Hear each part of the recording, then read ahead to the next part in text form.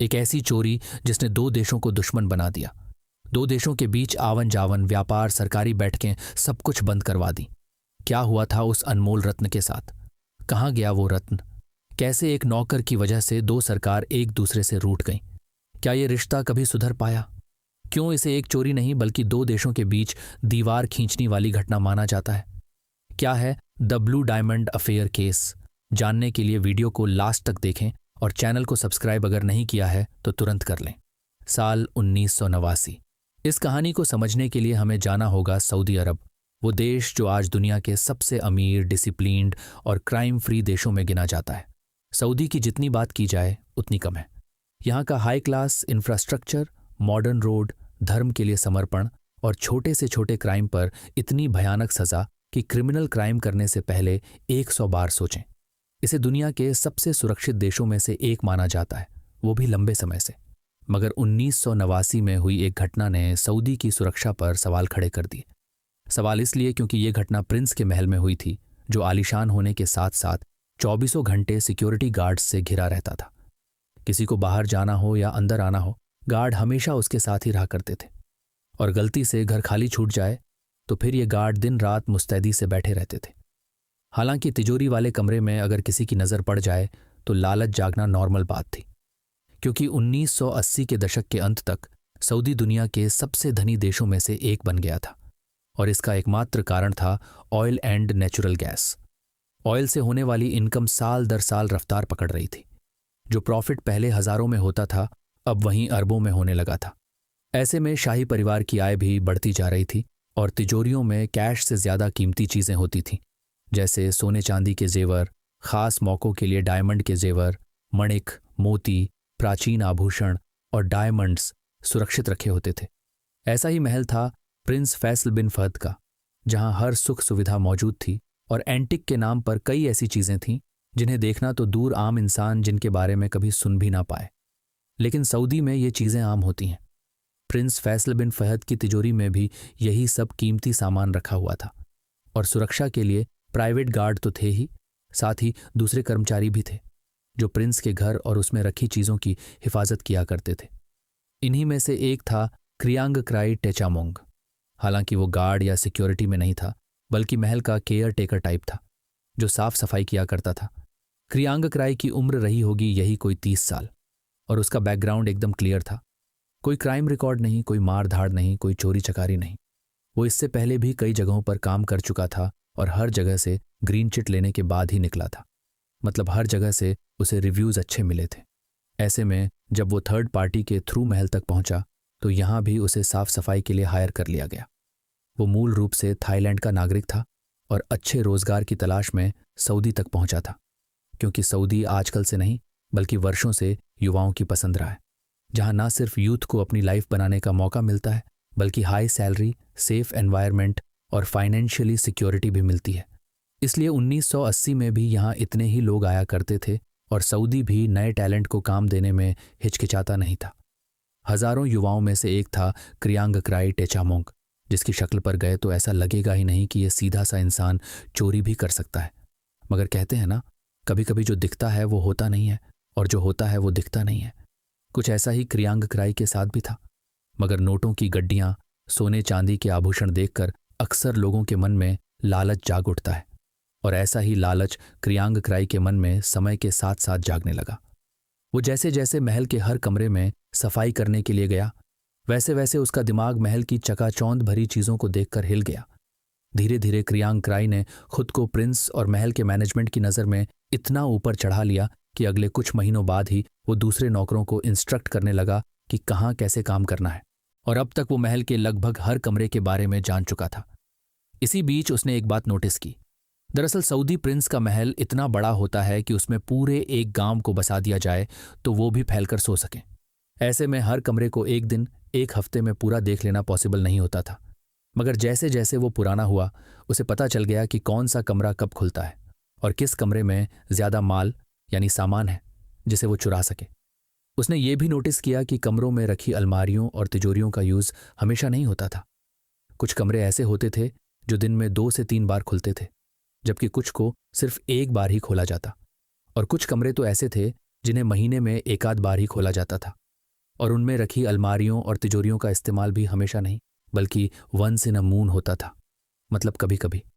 और इससे भी इंटरेस्टिंग बात यह थी कि प्रिंस और उनकी फैमिली जब कहीं बाहर जाती थी तो घर को अकेला छोड़ने के बावजूद वो इसे लॉक नहीं करते थे, बल्कि हर दरवाजे को खोलकर जाते थे।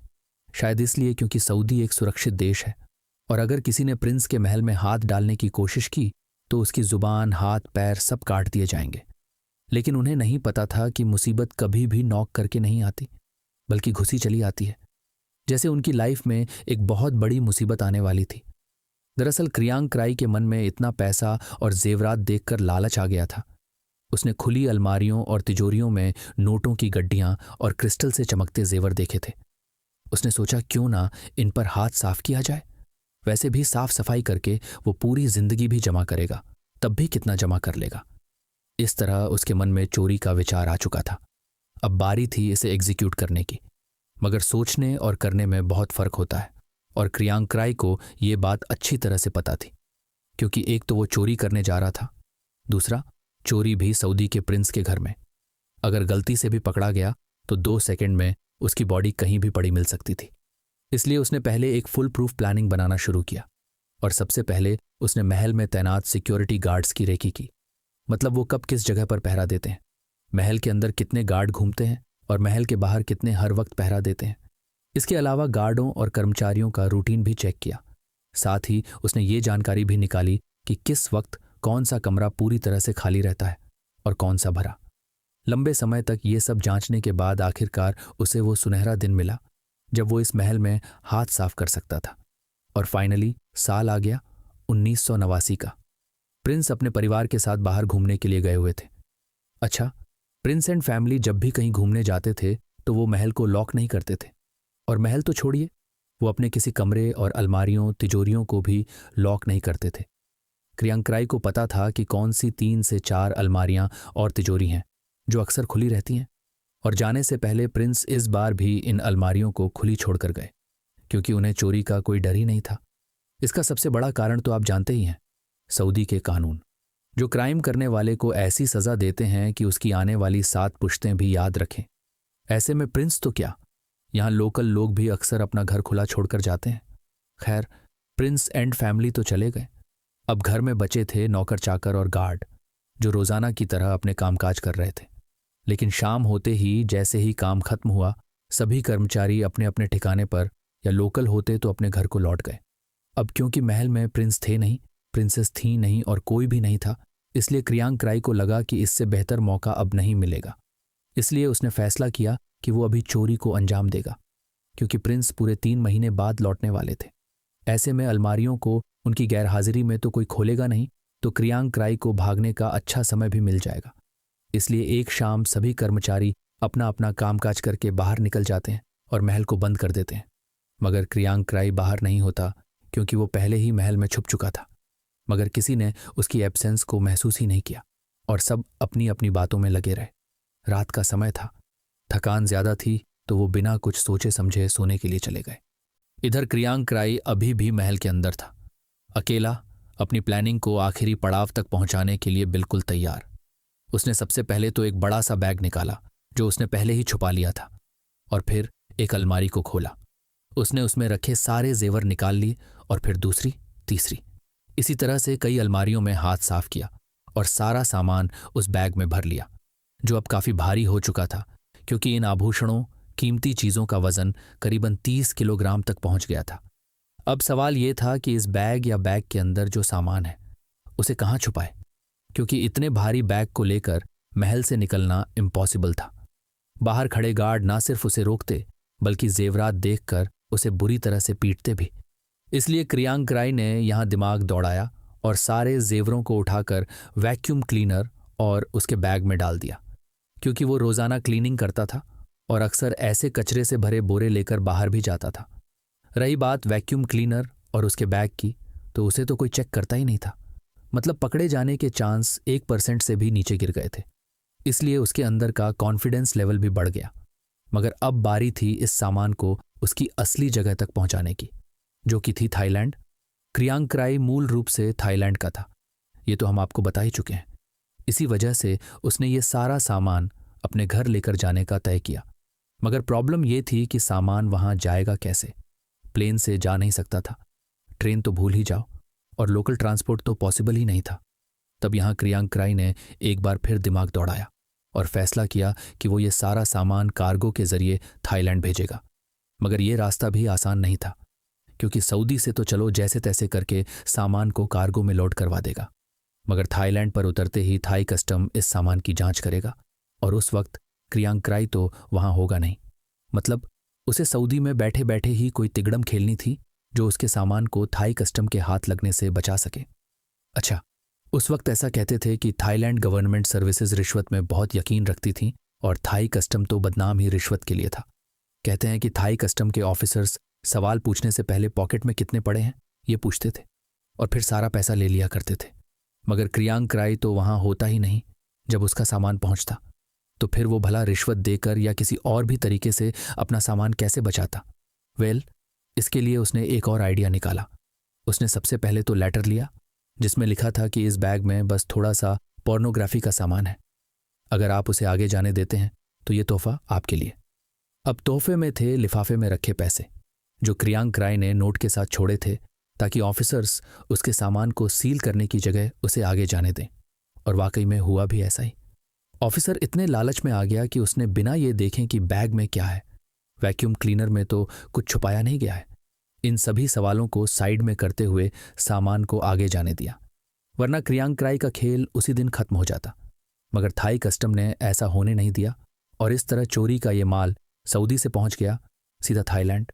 वहीं क्रियांक राय ने जब देखा कि रास्ता साफ है, प्रिंस और प्रिंसेस को आने में अभी भी कई हफ्ते लगने वाले हैं, तो उसने भी ज्यादा देर नहीं की और समय रहते सऊदी से अपना बोरिया बिस्तर उठाकर निकल पड़ा और पहुंच गया थाईलैंड। अब एक कहावत आपने सुनी होगी, बहुत मशहूर है कि छप्पर फाड़ कर मिलना और मती का मारा जाना। मतलब एक ऐसा व्यक्ति जिसने शुरू से गिने चुने पैसे देखे हों, जितने में 2 वक्त की रोटी का इंतजाम हो जाए, बस इससे ज्यादा उसने कभी पैसे देखे ना हो, और फिर एक दिन अचानक से नोटों की बारिश हो जाए तो वो किस तरह बावरा हो जाता है। वही मतलब है इस कहावत का। और बीच में ये कहावत सुनाने का मतलब साफ है कि क्रियांक राय भी इसी तरह से बावरा हो गया था। थाईलैंड में पहुंचते ही उसने इन गहनों को बेचने का मन बना लिया, मगर वो जानता था कि अगर बड़े जौहरियों को पकड़ा या किसी जानकार को ये सामान बेचा तो मुसीबत हो सकती है, उसके पकड़े जाने का डर रहेगा। इसलिए उसने कुछ छोटे मोटे जौहरियों को पकड़ा और आभूषणों को बेचने लगा, जिससे उसे अच्छे खासे पैसे मिल रहे थे, इतने ज्यादा पैसे जितने कभी उसने सपने में भी नहीं सोचे होंगे। और ये देखकर वो बड़ा खुश हुआ। मन ही मन उसे ऐसा लग रहा था जैसे वो सऊदी के प्रिंस के घर में चोरी करके पूरे सऊदी को चुनौती देकर आया हो कि मैं यानी क्रियांक राय तुम्हारे राजा के महल में घुसकर उसका सामान चुरा लाया और तुम कुछ नहीं कर पाए। जैसे जैसे उसके हाथ में पैसे आने लगे वैसे वैसे उसने नोट उड़ाना भी शुरू कर दिया। वो पहले एक मजदूर वाली लाइफ जीता था, जिसमें ना तो कोई शौक पूरा करने की इजाजत थी और ना ही किसी तरह की फाइनेंशियल फ्रीडम, क्योंकि आमदनी ही उतनी थी कि रोटी सब्जी के अलावा ज्यादा कुछ मिल ही ना पाए। मगर अब जब उसके पास ढेर सारे पैसे आ गए थे तो उसने वो सब कुछ करना शुरू किया जिसके वो कभी सपने देखा करता था। अब वो हाई फाई लाइफस्टाइल फॉलो करने लगा, जिसमें आम और सादा कपड़ों की जगह ही नहीं थी, बल्कि कपड़े प्रीमियम हुआ करते थे। इसके बाद उसने जमीन खरीदी और अपने मिलने वालों को महंगे महंगे तोहफे देने शुरू किए। परिवार और आस पड़ोस के लोग भी समझ नहीं पा रहे थे कि इसके पास इतने सारे पैसे आए कहाँ से, जबकि इससे पहले तो उसने जब भी अपनी फैमिली को पैसे भेजे वो बहुत कम हुआ करते थे। मगर इस बार तो उसने अपने घर वालों की तिजोरियां भर दी थीं। मगर ओवर कॉन्फिडेंस अक्सर इंसान को मार देता है, और क्रियांक राय के साथ भी अब कुछ ऐसा ही होने वाला था। असल में ऐसे केसेस में क्या होता है कि चोर या लुटेरा बिना कुछ सोचे समझे पैसे आते ही उन्हें खर्च करना शुरू कर देता है, मगर यही कड़ी इन्वेस्टिगेटर्स को शक करने पर मजबूर करती है, और फिर कुछ गवाही और सबूतों के आधार पर क्रिमिनल को अरेस्ट कर लिया जाता है। यहाँ क्रियांक राय भी यही गलती कर रहा था। उसके बेधड़क होकर पैसे खर्चने का अंदाज लोगों के गले नहीं उतर रहा था। धीरे धीरे ये बात पूरे मोहल्ले में फैल गई, फिर पूरी कॉलोनी में, और हर कोई बस क्रियांक राय के बारे में ही बात कर रहा था, और टॉपिक सेम था, इतने सारे पैसे आए कहाँ से। उन्हें शक होने लगा कि जरूर इसने कुछ गलत काम किया है और शायद अभी भी कर रहा है, वरना इतने पैसे एक साथ कहाँ से आएंगे। इस तरह की बातें क्रियांक राय को अंदर ही अंदर जख्मी कर रही थीं, लेकिन वो टूटा नहीं और जैसे खर्च कर रहा था वैसे ही जारी रखा। उसने कई प्रॉपर्टीज खरीदी और कुछ बिजनेस भी डाल ली। वहीं दूसरी तरफ प्रिंस फहद और उनका परिवार वैकेशन मनाकर वापस लौट आया था। महल आज भी वैसा ही था जैसा वो महीनों पहले छोड़कर गए थे, एकदम साफ सुथरा और चमकता हुआ। मगर उन्हें नहीं पता था कि इस चमक के पीछे एक काला सच भी छुपा हुआ है। और जैसे ही वो रूम के अंदर पहुंचे, उनके पैरों तले जमीन खिसक गई, क्योंकि अलमारी से कीमती जेवरात गायब थे। उन्होंने एक एक कर कई अलमारियां खंगाली, मगर सभी खाली थीं। प्रिंसेस के महंगे ब्रेसलेट, नेकलेस, ईयरिंग, सब कुछ गायब था। मगर प्रिंस को इस सब की उतनी फिक्र नहीं थी जितनी उस कीमती चीज की थी जिसे वो हमेशा संभाल कर रखते थे। ब्लू डायमंड जो तिजोरी से गायब था, और उसकी मिसिंग ने प्रिंस की नींदें उड़ा दी, क्योंकि ये एक बेशकीमती हीरा था। ब्लू डायमंड असल में एक बेहद दुर्लभ और कीमती रत्न था जो सऊदी के राज परिवार की शान माना जाता था। ऐसा कहते हैं वो कई पीढ़ियों से उनके पास था और राजघराने के बेहद करीब भी। ये करीबन 50 कैरेट का एक चमकीला नीले रंग का हीरा था। दुनिया में ऐसे हीरे कभी कभी ही मिलते हैं, क्योंकि इनका रंग बोरॉन नाम के केमिकल की वजह से नीला होता है। इसे अमूल्य माना जाता है क्योंकि इस अकेले हीरे की कीमत का अंदाज़ा लगाना मुश्किल था। हालांकि आज के समय में इस क्वालिटी और साइज के नीले हीरे की कीमत सैकड़ों करोड़ों रुपए में होती है। और ये तो सऊदी के प्रिंस का हीरा था, तो इसकी कीमत कितनी ज़्यादा रही होगी आप अंदाज़ा लगा सकते हैं। जिस वजह से प्रिंस का गुस्सा 7वें आसमान पर पहुंच गया। कई रिपोर्ट्स के मुताबिक ये कोई छोटी मोटी चोरी नहीं थी, बल्कि क्रियांक राय ने करीब 30 किलोग्राम यानी 66 पाउंड वजनी गहने और कीमती चीज़ों को चुराया था। और इस पूरी चोरी की कुल कीमत लगभग 160 करोड़ रुपए बताई जाती है, यानी 20 मिलियन डॉलर या इससे भी ज़्यादा। आप अंदाज़ा लगा सकते हैं क्रियांक राय ने कितना बड़ा हाथ मारा था। और गजब की बात यह थी कि इतनी बड़ी चोरी को अंजाम देकर वो बड़ी आसानी से थाईलैंड भी पहुंच चुका था। उसने सभी कीमती चीज़ों को इस तरह से कार्गो पर पहुंचाया और उस लिफाफे में इतने पैसे रखे कि थाई कस्टम ने उन पैकेट्स को खोलने की भी जहमत नहीं उठाई, और पूरा माल थाईलैंड में क्रियांक राय के पास पहुंच गया। इधर जब इस चोरी की बात बाहर निकली तो पूरे सऊदी में खलबली मच गई, क्योंकि बात शाही महल और शाही घराने से जुड़ी हुई थी, जिस वजह से पूरे सऊदी का पुलिस फोर्स इस चोरी के खुलासे में लग गया। बड़े बड़े अधिकारियों ने अपना हर काम छोड़कर इस चोर को दबोचने की तैयारी शुरू कर दी। महल में काम करने वाले हर कर्मचारी से पूछताछ की गई, रिकॉर्ड खंगाले गए और धीरे धीरे सुई एक ही नाम पर जाकर टिकी, क्रियांक राय, जो अब महल तो क्या पूरे सऊदी में कहीं नहीं था, बल्कि वो तो थाईलैंड में अपनी अय्याशियां शुरू कर चुका था। यहां उसने धीरे धीरे छोटे मोटे ज्वेलर्स की मदद से इन गहनों को बेचना शुरू किया और पैसे पानी की तरह खर्च किए। सऊदी सरकार तक जब ये बात पहुंची तो मामले को बेहद गंभीरता के साथ लिया गया और सऊदी अधिकारियों ने थाई अधिकारियों से संपर्क किया। दोनों देशों की एजेंसियों के बीच जानकारी साझा हुई और 1990 में थाई पुलिस ने क्रियांक राय को हिरासत में भी ले लिया। शुरुआत में उसने बचने की बहुत कोशिश की, उल्टी सीधी बातें बनाई, कहानियां बनाई, मगर आखिरकार वो थाई सिस्टम के आगे टूट गया और उसने कबूल कर लिया कि उसी ने सऊदी प्रिंस के महल में चोरी की थी। ये कबूलनामा सुनकर सबको लगा कि अब मामला लगभग खत्म हो चुका है। क्रियांक राय ने अपना गुनाह कबूल कर लिया है। अब बस सभी गहनों को वापस सऊदी भेजने की जरूरत है और केस क्लोज। लेकिन किसी को नहीं पता था कि असली गेम तो यहीं से शुरू हुआ था। दरअसल क्रियांक राय की बताई जगहों पर थाई पुलिस ने जबरदस्त तरह से छापेमारी की। एक एक जगह से चोरी किए हुए गहनों को बरामद किया गया और कुछ ही समय बाद थाई पुलिस ने यह ऐलान भी कर दिया कि क्रियांक राय की निशानदेही पर लगभग सभी गहनों को बरामद कर लिया गया है। सऊदी सरकार भी ये सुनकर बेहद खुश हुई और थाईलैंड की तरफ से सभी रिकवर हुआ सामान वापस सऊदी को लौटा दिया गया। मगर जब सऊदी ने इन गहनों की जांच की तो हर कोई हक्का बक्का रह गया, क्योंकि इनमें से ज्यादातर गहने असली नहीं थे, बल्कि वो नकली थे। किसी के बेशकीमती रत्नों को नकली दिखावटी पत्थरों से बदल दिया गया था, तो कुछ गहनों की क्वालिटी बिल्कुल लो थी, जबकि सऊदी का कहना था कि उसके गहनों की क्वालिटी ये थी ही नहीं। इतना ही नहीं, इनमें मौजूद कीमती रत्नों को भी मामूली पत्थरों से बदल दिया गया था और ये देखकर सऊदी का खून खौल उठा। मगर अब सवाल ये था कि इन गहनों को क्रियांक राय ने ही बदल दिया था या फिर चोरी के बाद थाईलैंड में ही किसी और ने इस खजाने पर हाथ साफ कर दिया था। सिर्फ यही नहीं, जब गायब हुए सामान की एक लिस्ट तैयार की गई तो उसमें से सिर्फ एक नाम गायब था, ब्लू डायमंड का। मतलब वही कीमती हीरा जिसके लिए ये पूरी जांच पड़ताल शुरू हुई थी। वो कहीं नहीं था, न तो क्रियांक्राई के पास, न किसी ज्वेलर के पास, न किसी नीलामी में, न ही किसी खुफिया जगह पर। ऐसा लग रहा था जैसे ये बेशकीमती हीरा जमीन निगल गई हो और यहीं से तरह तरह की थ्योरीज ने जन्म लिया। कुछ लोगों का मानना था कि क्रियांक्राई ने जब उस हीरे को देखा तो वो समझ गया था कि ये कोई साधारण डायमंड नहीं है, बल्कि एक बेशकीमती हीरा है। इसलिए थाईलैंड में आकर उसने सबसे पहले तो इसी हीरे की कीमत पता की, और जब उसे पता चला कि ये इतना बहुमूल्य है कि वो अपनी पूरी जिंदगी सिर्फ इसी एक हीरे के बल पर मजे से काट सकता है, तो उसने सबसे पहले इसे ही एक खुफिया जगह पर छुपाया, जहां शायद वो आज भी छिपा हुआ है। जबकि कुछ का कहना था कि जब थाई अधिकारी गहनों की बरामदगी कर रहे थे तब उनकी नज़र इस हीरे पर पड़ी और किसी पावरफुल इंसान ने इसे अपने अंडर में ले लिया और सऊदी तक पहुंचने ही नहीं दिया। जबकि कई रिपोर्ट्स ने तो सीधे सीधे थाई पुलिस पर उंगली उठाई। रिपोर्ट्स के अनुसार पुलिस के ही कुछ अधिकारियों ने मिलीभगत करके इस हीरे को अपने अंडर में लिया और गहनों की अदला बदली भी कर दी ताकि उनका भी भला हो सके। कुल मिलाकर आरोपों का सिलसिला शुरू हो चुका था। वहीं सऊदी थाई पुलिस के इस रवैये से बिल्कुल खुश नहीं थी, इसलिए उन्होंने हायर एजेंसियों से इस केस की इन्वेस्टिगेशन की मांग की। हालांकि उनकी इस मांग पर ज्यादा फोकस कभी हुआ नहीं, और जितनी इन्वेस्टिगेशन हुई उसमें बार बार एक पुलिस ऑफिसर का नाम सामने आया जिसे कभी ऑफिशियल तो नहीं किया गया, मगर उन पर आरोप लगे कि उन्हें ही ब्लू डायमंड मिला था, मगर उन्होंने कभी इसे सऊदी तक पहुंचने नहीं दिया।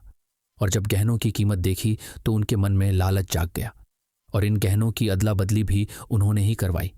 कई असली गहनों की जगह नकली गहने रखे गए और जो असली थे उनमें से भी कीमती रत्नों को निकालकर नकली दिखावटी पत्थर जो हुबहू उन जैसे थे उन्हें जड़ दिया गया।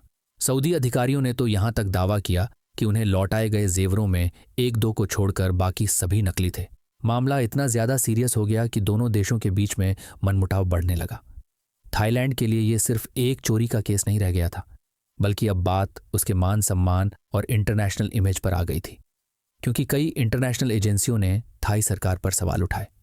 उधर सऊदी अरब थाईलैंड से खफा था, मगर असली मिस्ट्री तो तब शुरू हुई जब यह चोरी का केस मर्डर मिस्ट्री में बदल गया। जी हां, अब कई लोग गायब होने लगे थे, जबकि केस से जुड़े कुछ लोगों की डेड बॉडीज भी मिली, और यहीं से ब्लू डायमंड का सबसे खौफनाक चैप्टर शुरू हुआ। थाईलैंड की राजधानी में जो हुआ उसने सभी को चौंका दिया। थाई कैपिटल बैंकॉक में एक सऊदी राजनयिक अपनी कार में सफर कर रहे थे कि तभी अचानक कुछ हमलावरों ने दनादन गोलियां चलाईं और कुछ ही सेकंड्स में उनकी जान चली गई। ये खबर सुनकर पूरे शहर में सनसनी फैल गई, लेकिन ये तो सिर्फ शुरुआत थी। इसके कुछ ही घंटों के बाद अलग अलग जगहों पर दो और सऊदी राजनयिकों को इसी तरह गोलियों से भून दिया गया और एक ही दिन में तीन लोगों की जान चली गई जो कि सऊदी से थे। ये तीनों सऊदी दूतावास से जुड़े अधिकारी थे, इसलिए ये कोई आम क्राइम तो था नहीं और तीनों को टारगेट किया गया था। ऐसे में बात पूरे देश और इवन सऊदी तक भी पहुंच गई, जहां थाईलैंड के खिलाफ आम लोगों में भी गुस्सा देखने को मिला। वहीं इन डेथ्स के पीछे कई सवाल भी थे जो आज तक अनसुलझे हैं कि क्या इन तीनों राजनयिकों की जान उसी चोरी की वजह से गई थी, या फिर एक ही दिन में तीन सरकारी कर्मचारियों को मारना सिर्फ एक कोइंसिडेंस था, या चोरी के केस की आड़ में किसी ने अपना बदला पूरा किया था। ये सवाल आज भी सिर्फ सवाल ही हैं, क्योंकि इनका असली जवाब और इन्हें मारने वाले कौन थे ये आज भी एक राज है।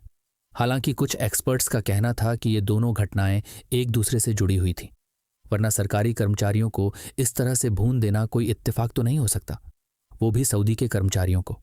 हालांकि ये सब यहीं रुक जाता तो भी समझ आता, मगर ऐसा हुआ नहीं, बल्कि 3 लोगों की जान जाने के बाद एक और घटना हुई। दरअसल सऊदी व्यवसायी और शाही परिवार से जुड़े मामलों की जानकारी रखने वाले मोहम्मद अल रुवैली जो बैंकॉक में रहते थे, वो अचानक से गायब हो गए।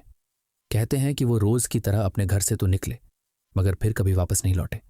हैरानगी इस बात की भी है कि उनकी कार तक कभी नहीं मिली, ना ही कभी किडनैपर्स का कोई फोन आया फिरौती के लिए या किसी और समझौते के लिए, और ना ही कोई ऑफिशियल सुराग मिला कि वो कहाँ हैं, कैसे हैं, और जिंदा हैं भी या उन्हें भी मार दिया गया। ऐसा लग रहा था जैसे वो हवा में गायब हो गए हों। कई वर्षों तक उनकी मिसिंग मिस्ट्री पर थाई पुलिस और दूसरी इन्वेस्टिगेटिंग टीम्स ने काम किया, मगर उनका कभी कोई सुराग नहीं मिला, और वो कहाँ गए ये भी आज एक अनसुलझा सवाल ही है जिसका जवाब अब शायद कभी मिलेगा भी नहीं। हाँ, इस केस में भी कुछ लोगों पर डाउट हुआ, गिरफ्तारी भी हुई, मगर आखिर में कोई सबूत हाथ नहीं लगा और पुलिस के हाथ खाली के खाली ही रह गए। अब जैसे जैसे मामला उलझता जा रहा था वैसे वैसे इस केस में मीडिया की दिलचस्पी भी बढ़ गई, फिर चाहे वो थाई मीडिया हो या फिर सऊदी मीडिया। दोनों देशों में चोरी से जान लेने तक का सफर तय करने वाले इस केस की चर्चा जोर शोर से होने लगी, मगर कोई नहीं जानता था कि इस केस में आवाज उठाने वाले पत्रकारों की आवाज भी हमेशा के लिए बंद कर दी जाएगी। जी हां, कुछ ऐसा ही हुआ था। दरअसल कुछ थाई पत्रकार इस कहानी की तह तक पहुंचने की कोशिश कर रहे थे। उनमें से एक पत्रकार इस केस से जुड़े लोगों और पुलिस की भूमिका पर इन्वेस्टिगेशन कर रहे थे, मगर अचानक खबर मिली कि उन्हें भी मार दिया गया। इस घटना ने पूरे थाईलैंड को झकझोर कर रख दिया और अब लोगों को भी लगने लगा कि जो कोई भी इस मामले के एकदम करीब पहुंचता है या कोई बड़ा खुलासा करने वाला होता है उसे वक्त से पहले ही मार दिया जाता है या गायब कर दिया जाता है। और ये ब्लू डायमंड की चोरी का केस और ज्यादा मिस्टीरियस बनता चला गया। और सबसे ज्यादा अगर किसी पर सवाल उठे तो वो थाई पुलिस ऑफिसर्स ही थे जो शुरू से इस केस को लीड कर रहे थे और कोई भी बड़ी अपडेट देने से बचने की कोशिश कर रहे थे। उन पर आरोप लगे कि वही इस सब के पीछे हैं और जो कोई भी उनका नाम उजागर करने की कोशिश करता है वो उसे पहले ही मार देते हैं या गायब कर देते हैं। ये भी आरोप लगे कि चोरी की रकम का कुछ हिस्सा कई प्रभावशाली लोगों तक पहुंचाया गया था और इन आरोपों की वजह से कई ऑफिसर्स के खिलाफ जांच कमेटी भी बिठाई गई। कुछ मामलों में मुकदमे भी चले, लेकिन कभी कोई आरोप सही साबित नहीं हुआ, या यहां ये कहना भी शायद सही होगा कि इन आरोपों को कभी सही साबित होने नहीं दिया गया। और ये बिना किसी प्रभावशाली या पावर में बैठे इंसान की मदद के तो पॉसिबल था नहीं। वहीं इन सब घटनाओं की खबर सुनने के बाद सऊदी ने भी उम्मीद खो दी थी कि अब उसे अपना ब्लू डायमंड वापस मिलेगा। इस तरह अब ये मामला सिर्फ चोरी का नहीं रह गया था। एक तरफ सऊदी अरब था जिसका कहना था कि उसके शाही महल से करोड़ों रुपए के गहने चोरी हुए, उसका सबसे कीमती ब्लू डायमंड तक गायब हो गया। और जब चोरी का सामान वापस भेजा गया तो उसमें ज्यादातर चीजें नकली थीं। वहीं दूसरी तरफ था थाईलैंड जो दावा कर रहा था कि उसने चोर को पकड़ लिया है और लगभग सभी सामान बरामद भी कर लिया है और अपनी तरफ से पूरी इन्वेस्टिगेशन भी कर ली है। मगर सऊदी अरब के हिसाब से थाईलैंड की हर दलील गलत थी। उसने ना तो ठीक से इन्वेस्टिगेशन की थी और जितना भी सामान भेजा वो भी नकली था। सऊदी का साफ सवाल था कि अगर सच में सारे गहने बरामद कर लिए गए थे तो फिर वो कहाँ गए, ब्लू डायमंड कहाँ गायब हो गया और किसकी मिली भगत से नकली गहने सऊदी को भेजे गए। हालांकि इनमें से किसी भी सवाल का जवाब थाईलैंड के पास नहीं था। थाई अधिकारियों ने हर सवाल पर चुप्पी साध ली और यहीं से इन दोनों देशों के बीच में मनमुटाव भी होने लगा। मतलब एक चोरी अब इतना बड़ा मुद्दा बन गई थी कि दो देशों के बीच आपसी मतभेद भी शुरू हो गए। सऊदी का मानना था कि उसके साथ नाइंसाफी हुई है और उसने थाईलैंड के खिलाफ एक्शन लेने शुरू कर दिए। 1990 के दशक की शुरुआत में दोनों देशों के रिश्ते तेजी के साथ बिगड़ने लगे थे। जहां पहले दोनों देशों के बीच बहुत ही अच्छे संबंध थे, लेकिन धीरे धीरे दोनों देशों के बीच होने वाली हाई लेवल की बातचीत ऑलमोस्ट रुकती चली गई। कई सरकारी बैठकों को टाल दिया गया, नई पार्टनरशिप्स पर रोक लगा दी गई और इन मनमुटाव का सबसे ज्यादा असर पड़ा थाई नागरिकों पर।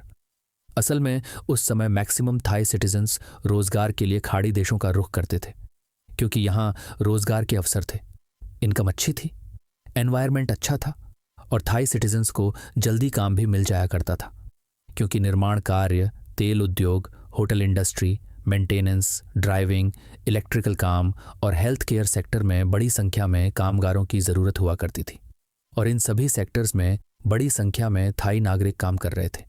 लेकिन ब्लू डायमंड अफेयर के बाद लगभग सब कुछ बदल गया। सऊदी अरब ने धीरे धीरे थाई नागरिकों को नए वर्क वीज़ा जारी करना बंद कर दिया क्योंकि उसे एशियन कंट्रीज जैसे इंडिया, पाकिस्तान और बांग्लादेश वगैरह से बड़ी संख्या में कामगार मिल रहे थे। ऐसे में थाईलैंड के साथ उसने दुश्मनी पूरी तरह से निभानी शुरू कर दी। इतना ही नहीं, कई थाई वर्कर्स जो पहले से सऊदी में अपॉइंट थे उन्हें भी अपनी जॉब से हाथ धोना पड़ गया। नई भर्तियों को थाई लोगों के लिए रोक दिया गया जिस वजह से हजारों परिवारों की इकोनॉमी पर फर्क पड़ा। इकोनॉमिक एक्सपर्ट्स की माने तो आने वाले सालों में इस फैसले से थाई इकोनॉमी को अरबों डॉलर का इनडायरेक्ट तरीके से नुकसान हुआ था क्योंकि विदेशों में काम करने वाले नागरिक जो पैसा अपने घर भेजते थे उसे अर्थव्यवस्था का महत्वपूर्ण हिस्सा माना जाता था। मगर अब खाड़ी देशों से आने वाला पैसा काफी हद तक कम हो गया था। सिर्फ यही नहीं, व्यापार पर भी इसका सीधा असर पड़ा। सऊदी अरब और थाईलैंड के बीच में आर्थिक गतिविधियां पहले जैसी नहीं रहीं। इन्वेस्टमेंट कम हो गया, व्यापारिक प्रतिनिधिमंडलों का आना जाना कम हो गया, और विश्वास की बात करें तो वो तो दोनों देशों के बीच में लगभग खत्म ही हो चुका था। और दोनों देशों में से किसी एक की बात करें तो इसका सबसे ज्यादा और भारी नुकसान थाईलैंड को ही उठाना पड़ा था। एक तरफ तो खाड़ी देशों से आने वाली इन्वेस्टमेंट रुक गई थी, जिसका सीधा असर बिजनेस पर हो रहा था। उसके अलावा थाईलैंड में थाई लोगों के लिए उतने रोजगार थे नहीं, और जो थे उनमें भी उतनी सैलरी नहीं थी जितनी खाड़ी देशों में मिलती थी। ऐसे में गल्फ कंट्रीज से जुड़े थाई नागरिकों की हालत टाइट होती चली गई। इसके अलावा सरकारी खजाने पर भी इसका खासा असर पड़ा, क्योंकि थाई इनकम सोर्स की बात करें तो ये देश मैन्युफैक्चरिंग और एक्सपोर्ट के बाद अगर किसी इंडस्ट्री से सबसे ज्यादा पैसे कमाता है तो वो टूरिज्म और सर्विस सेक्टर है। और दोनों ही सेक्टर्स पर इस दुश्मनी की मार पड़ रही थी, क्योंकि सिर्फ गल्फ कंट्रीज से हर साल 7 से 8 लाख लोग थाईलैंड में घूमने जाते हैं। और हालिया कुछ आंकड़ों की बात करें तो सिर्फ सऊदी से ही 1.5 से 2 लाख के लगभग लोग हर साल थाईलैंड की यात्रा पर पहुंचते हैं, जबकि 1,60,000 से 1,70,000 के लगभग यूएई से। वहीं ओमान, कतर और कुवैत जैसे देशों से भी बड़ी संख्या में यहाँ लोग घूमने के लिए पहुंचते हैं। कुल मिलाकर थाईलैंड और सऊदी के बीच में इस चोरी से पहले खूब आवन जावन थी, मगर इस एक घटना ने दोनों देशों के बीच जैसे लक्ष्मण रेखा खींच दी थी, जिसे पार करने से पहले आम नागरिक भी 10 बार सोच रहे थे। जिस वजह से टूरिज्म सेक्टर से जो इनकम आ रही थी उसमें भी गिरावट देखने को मिली, और इससे भी बड़ा नुकसान थाईलैंड को इंटरनेशनली हुआ। दरअसल दुनिया भर की मीडिया की नज़रें इस केस पर टिकी हुई थीं। इस केस में आने वाली हर छोटी बड़ी अपडेट को हाईलाइट किया जा रहा था और पूरे घटनाक्रम को बेहद करीब से देखा जा रहा था। और जब ये केस थाईलैंड की तरफ से सॉल्व बताया गया तब लगभग हर रिपोर्ट में एक ही सवाल था कि अगर चोर पकड़ा जा चुका था तो ब्लू डायमंड कहाँ गया? अगर सामान बरामद हो गया था तो फिर नकली गहने सऊदी के पास कैसे पहुंच गए? और अगर पुलिस ने सब कुछ ईमानदारी से किया था तो इतने सारे रहस्य आखिर क्यों हैं? सिर्फ सऊदी की मीडिया ये सवाल पूछती तो भी शायद थाईलैंड को तसल्ली रहती, मगर उससे ये सवाल लगभग हर देश का मीडिया पूछ रहा था, और इंटरनेशनल संगठनों ने भी उसके खिलाफ आवाज उठानी शुरू कर दी थी। कई अंतर्राष्ट्रीय रिपोर्टों में तो यहां तक दावा किया गया कि जांच के दौरान गंभीर लापरवाही बरती गई है। हालांकि इन आरोपों को पूरी तरह से साबित कभी नहीं किया जा सका, मगर शक लगातार बना रहा। इधर सऊदी सरकार बार बार स्वतंत्र और निष्पक्ष जांच की मांग कर रही थी।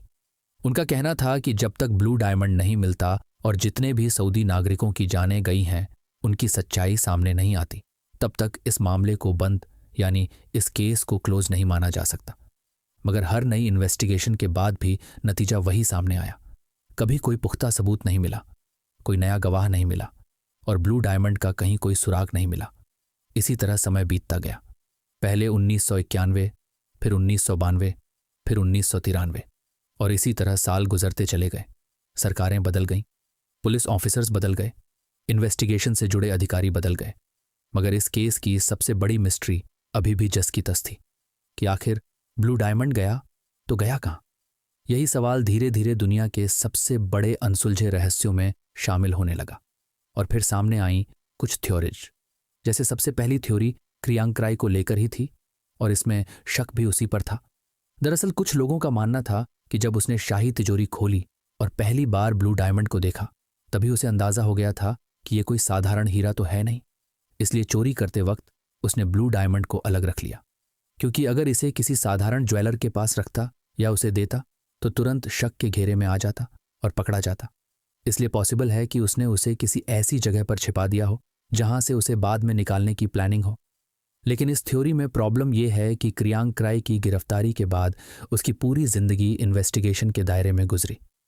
उसकी संपत्ति पर भी पुलिस का कब्जा हो गया, उसके कॉन्टैक्ट्स पर नजर रखी गई, उसके रिश्तेदारों, परिवार, हर किसी पर निगरानी रखी गई, मगर कभी ऐसा कोई सबूत नहीं मिला जो ब्लू डायमंड का सुराग देता हो। वहीं दूसरी थ्योरी पर सबसे ज्यादा विवाद देखने को मिले, क्योंकि इसमें आरोप सीधा थाई पुलिस पर लगाए गए थे। लोगों ने कहा कि चोरी के बाद जब थाई पुलिस ने बरामदगी शुरू की तब कुछ पावर में बैठे अधिकारियों की नज़र उन कीमती गहनों पर पड़ी, और उन्हें समझ आ गया कि इन गहनों को अगर बेच दिया जाए तो पूरी जिंदगी आराम से काटी जा सकती है। इसलिए पहले ही असली गहनों को अलग कर दिया गया और उनकी जगह नकली गहने रख दिए गए। यही कारण था कि सऊदी अधिकारियों ने दावा किया कि उन्हें लौटाए गए ज्यादातर गहने नकली थे और उनमें असली सोना था। उनमें से भी कई कीमती रत्न गायब थे और ब्लू डायमंड तो फिर भी लौटाया ही नहीं गया। अगर ब्लू डायमंड लौटा दिया जाता तो शायद सऊदी को इन नकली गहनों का भी कोई मलाल नहीं होता। और ये बात सच है। ऐसा दावा किया जाता है कि प्रिंस को और पूरे सऊदी को सिर्फ ब्लू डायमंड की तलाश थी। अगर उन्हें ये मिल जाता तो शायद वो इन नकली गहनों के लिए कभी थाईलैंड को कुछ कहते भी नहीं, मगर ब्लू डायमंड कभी वापस पहुंचा ही नहीं। हालांकि इन आरोपों को अदालत में साबित नहीं किया जा सका, क्योंकि इन्हें सही साबित करे ऐसा कभी कोई सबूत मिला ही नहीं। थाई सरकार के अनुसार उन्होंने सऊदी की मांग पर इन्वेस्टिगेशन टीम को बार बार बदला और हर बार नए सिरे से शुरू से जांच करवाई, मगर कभी कोई ऐसा सबूत नहीं मिला जो पिछले अधिकारियों पर उंगली उठाए, उन्हें गलत ठहराए। इसलिए थाई अदालत में उनके खिलाफ कभी कुछ साबित हो ही नहीं पाया और ब्लू डायमंड का कोई रिकॉर्ड, कोई फोटो या कोई बरामदगी भी कभी सामने नहीं आई। तीसरी थ्योरी के अनुसार ब्लू डायमंड कभी थाई पुलिस तक पहुंचा ही नहीं था, बल्कि चोरी के कुछ ही दिनों बाद उसे किसी बेहद अमीर प्राइवेट कलेक्टर को बेच दिया गया था। दुनिया में कई ऐसे लोग हैं जो रेयरेस्ट पीस, प्राचीन मूर्तियां और अनमोल रत्नों को खरीदने में, इकट्ठा करने में दिलचस्पी रखते हैं, और ये काम काफ़ी सीक्रेटली किया जाता है, इसलिए इसकी खबर किसी को नहीं लगती। तो हो सकता है कि ब्लू डायमंड की डील भी ऐसे ही किसी रईस के साथ गुप्त रूप से पहले ही तय कर ली गई हो, और बाद में जब केस खुला तब भी उस आदमी ने सामने आकर इसके बारे में कोई जानकारी देने की ज़रूरत नहीं समझी, क्योंकि तब तक उसे इसकी कीमत समझ आ चुकी थी। हालांकि इस थ्योरी के सपोर्टर्स बहुत कम मिले। अगली जो थ्योरी है वो आपको हैरान कर सकती है, क्योंकि कुछ जेम एक्सपर्ट्स का मानना है कि अगर कोई व्यक्ति इतना मशहूर हीरा हमेशा के लिए गायब करना चाहे तो उसका सबसे आसान तरीका क्या होगा? उसे तोड़ देना। अगर किसी बड़े नीले हीरे को काटकर कई छोटे छोटे हीरों में बदल दिया जाए तो उसकी असली पहचान को हमेशा के लिए खत्म किया जा सकता है और फिर वो दुनिया के अलग अलग हिस्सों में अलग अलग नामों से बिक सकता है। ये सुनने में फिल्मी लग सकता है, मगर कई जेम एक्सपर्ट्स के अनुसार ब्लू डायमंड के साथ ऐसा ही हुआ होगा। शायद क्रियांग क्राई को किसी ने पहले ही ऐसी सलाह दे दी होगी, या कहीं से तो उसे ये जानकारी मिल गई होगी, और क्योंकि वो जानता था कि एक बार इस चोरी की जांच शुरू हो गई तो फिर उससे ब्लू डायमंड के बारे में ज़रूर पूछा जाएगा, इसलिए उसने पहले इसके कई टुकड़े किए और फिर इसे अलग अलग लोगों को बेच दिया। हालांकि चोरी के कुछ दिनों बाद ही क्रियांग क्राई पुलिस की हिरासत में था।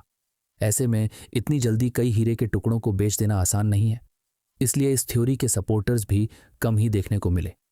खैर, थ्योरीज चाहे जितनी भी हों, सच यही है कि इस एक चोरी से दो देशों के रिश्ते करीब 32 साल तक खराब रहे। 1989 से शुरू हुआ ये विवाद 2022 तक चला और जनवरी 2022 में सब कुछ ठीक हो गया, जब थाईलैंड के तत्कालीन प्रधानमंत्री प्रयुत चान ओ चा सऊदी अरब के क्राउन प्रिंस मोहम्मद बिन सलमान के बुलावे पर रियाद पहुंचे। यहां पीएम ने उस घटना पर खेद जताया और दोनों देशों के बीच रिश्ते एक बार फिर सुधर गए, और सऊदी ने जो अपने नागरिकों पर थाईलैंड की यात्रा के लिए रोक लगा रखी थी वो भी बहाल कर दी गई, और बिजनेस में भी दोनों देश एक बार फिर से जुड़ गए। इस तरह ये केस तो कभी सॉल्व नहीं हुआ, लेकिन हाँ, इस एक चोरी की वजह से शुरू हुई नाराजगी जरूर खत्म हो गई।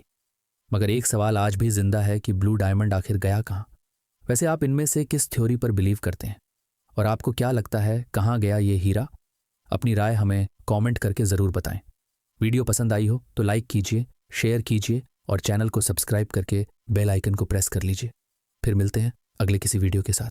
तब तक के लिए अपना ध्यान रखिए।